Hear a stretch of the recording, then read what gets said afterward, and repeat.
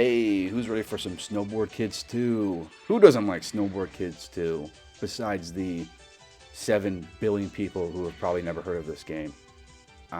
Anyway, it's a snowboarding game from 1999 for the Nintendo 64, and it's a lot of fun. I think it has a fantastic art style for the time. I think it has incredible music, although I think the music was kind of one note. If you know what music font styles are, kind of the instruments electronically a music track has access to, it makes some of the soundtrack sound a little one note, maybe. It makes it all sound very similar. But if it ain't broke, don't fix it. I think the music here sounds very good and has a lot of good jams to it. Speed of Jams, that's the name of our guy here, the guy that I'm riding around with, Jam. And I think his actual canonical first name is Jam Jars. That's not a joke.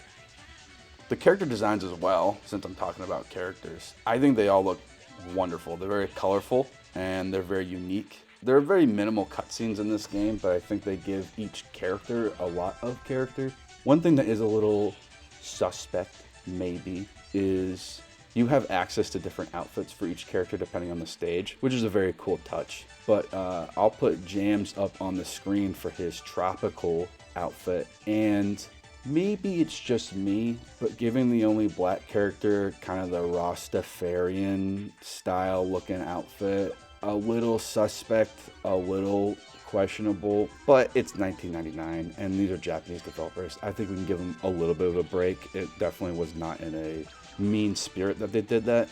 The gameplay itself is also just fantastic. It feels really good to be cutting about the snow or the ice or the sand sometimes. The snowboard, it moves well. It's really fun to do tricks. It's very snappy, moving, controlling.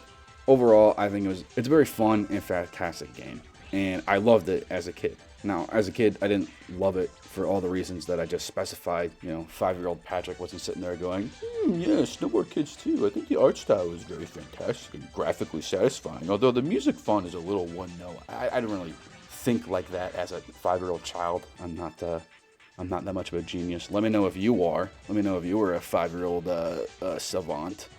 I certainly was not. As a kid, I thought it was cool and fun and silly.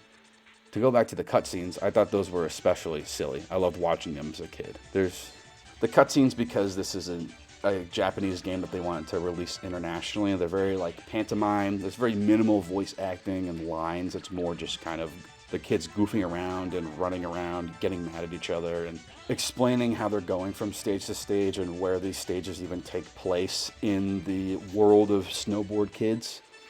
And as much as I loved playing this game as a kid and watching all the cutscenes and feeling like I was close to these characters and this rowdy bunch of teenagers that were snowboarding together, I never have actually seen the ending to this game, to my recollection. I never beat it as a kid.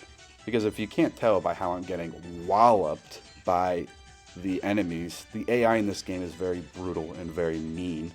I definitely never beat it as a kid. I can barely beat it as an adult. But I want to try to see the ending of this game, finally, to satisfy my inner child, I guess you could say. I'm always up for doing things that I never got to do as a kid. Just to say, hey, 5-year-old me, we did it, We did something cool. I actually said that at a job interview once. It was a job interview for GameStop. And I told the guy that I wanted to work at GameStop because I always wanted to work there as a kid, and it was satisfying my inner child, fulfilling something that he always wanted to do. And the guy who was interviewing me was stunned by me saying that. He said that he had genuinely never heard someone say that phrase before. He thought I had made it up. He asked me if satisfying my inner child was something I had come up with. And I was kind of floored by that. Because, again, I don't consider myself a virtuoso, right? I'm not a Shakespeare of writing or philosophy. And this guy was 10 years older than me, at least. So that really confused me that he had never heard the phrase inner child. I actually thought he was screwing with me. After getting the job, which he did give me the job, I think because of what I said, I'm coming to realize that I don't think he was. I think he just kind of lived a very different life than I had, and so he had not experienced basic things that normal people have. Completely competent manager, though. I didn't mind working with him, and it was a fine job working at GameStop. I didn't work there for a long time, but I could always talk about it at a later day.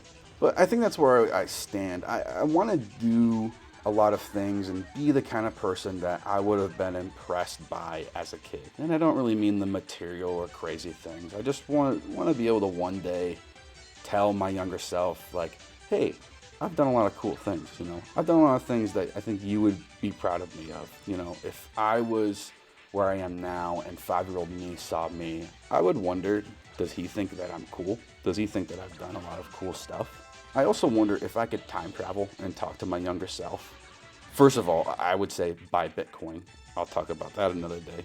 Secondly, I think I would just say, don't sweat the small stuff. I got angry a lot as a kid.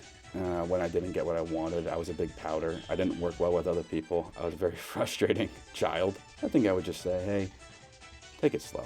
Don't sweat things when they don't go your way, you know? Anyway, as you can see, I completely blew it. I think what I'm going to do is give this another try in the next video, and we're going to see if I can finally beat this to finish a promise to my 5-year-old self.